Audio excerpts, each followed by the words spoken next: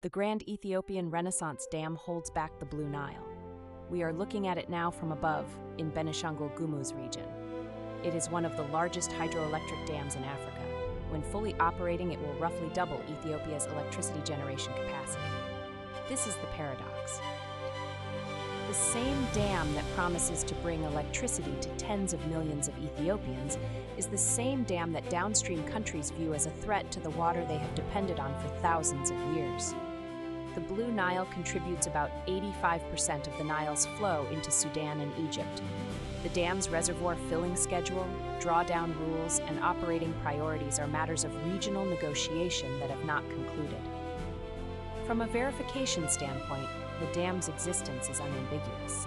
Its hydrology is documented in published reservoir storage data. Its electrical output is metered and traded on the Eastern Africa power pool.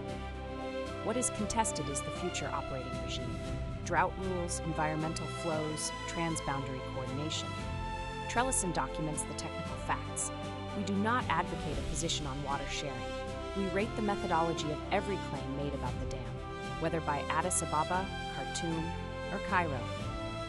The methodology rating is published. Anyone is free to disagree with the conclusion. Few have disagreed with our assessment of the underlying technical record. The people who matter here are the hydrologists, the dam engineers, and the regional water negotiators. Their work is what we audit. Their conclusions are what they own.